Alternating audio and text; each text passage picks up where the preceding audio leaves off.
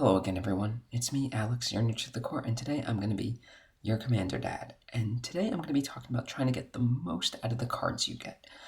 Now, this isn't really about playing on a budget. It's about looking at cards differently to try and get the most value out of them during the game, not so much out of your wallet, although both the cards today are uncommons.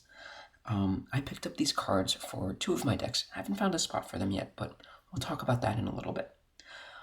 Why do I want to talk about this? Well, if you're playing a lot of Commander and you're just seeing the same cards over and over and over again, and they're not doing it for you that way, maybe you need to try something different. Maybe you need to branch out and play a card that might not be the best available, but it does the thing for your deck so much better.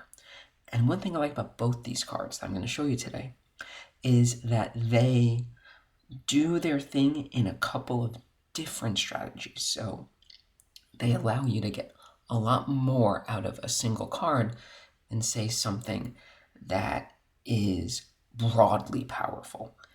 Now, both of these cards come from the Spider-Man set, and that set has some problems. Let's not pull punches.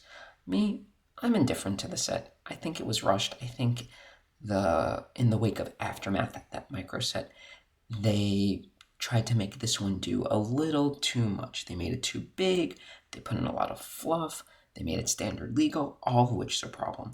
I think the bigger problem is a 6-set-a-year standard cadence, but so many better people than me have spoken about that, written about that.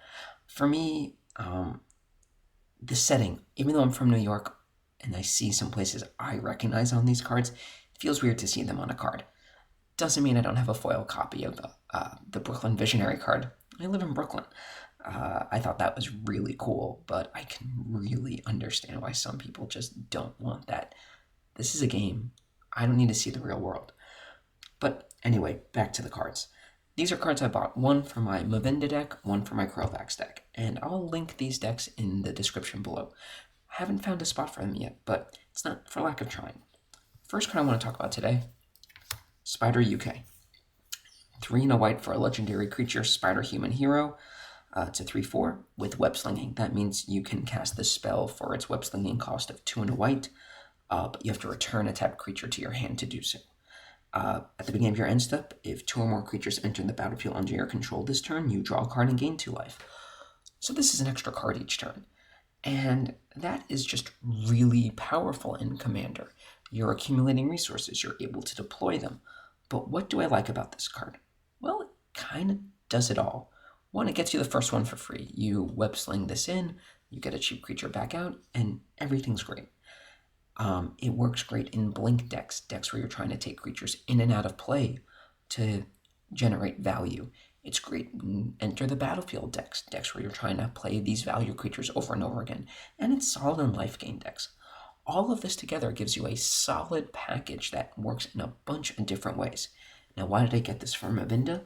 Well, Mavinda is a blink deck. It has creatures entering and leaving the battlefield all the time, and has a small life gain theme.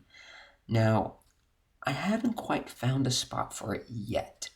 All of it together is the right package, but it's just a little on the side where I need to see how the deck's playing with some of the new cards I put in before I can find a home for it. Still love this card, think it's really good, and you should really check it out if you're running any of these decks and you need a little more life gain, a little more card draw. This one is one I'm really excited about. It's Spider-Man Noir. For 4 and a black, it's a Spider Human Hero with Menace. It's a 4/4. And whenever a creature you control attacks alone, you put a +1/+1 counter on it. Then you surveil X, where X is the number of counters on it. Now, Crovax is my mono black modified deck. And it's a Voltron deck. It wants to attack with one huge creature. This seems perfect for it, right? Again, haven't found the perfect spot, but what does this card do?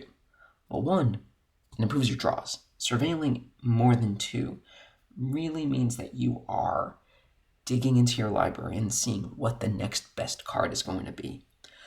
You're growing your threat. If you're doing a Voltron deck, a deck that's trying to one-shot someone, you're making one of your creatures extremely large turn after turn. And finally, if you have any kind of graveyard shenanigans, not only you're setting up your draws, but you can be dumping giant monsters into the bin to use later. This is a card I think is really underappreciated. It does so much, and yet because these two, both of them are actually coming from a set that is kind of on the outs with certain segments of the Magic community, they're not getting the looks they deserve. Now, I might run these cards. I'm probably going to find a home for them someday. But they're not the best, and that's okay. But if you decide that, you don't want your Spider-Man in your Magic and you don't run these, that's fine too. Magic is a game about self-expression. And just trying to shoehorn in the cards you don't like because they're right, that's no fun at all. It's a game. We should be having fun with it. Now, if I find these fun, I'll play them. And if after a couple games I decide, you know what, I don't need these in my deck, they don't feel right, I can pull them away and save them for another day. That's kind of the fun with Magic. It's about trying to find the best experience for you and that deck in the moment. Thanks again for listening. I hope next time you have a little more fun when you play the game. I hope you can find a card that makes you smile. This one makes me smile. Have a great day. Thanks again.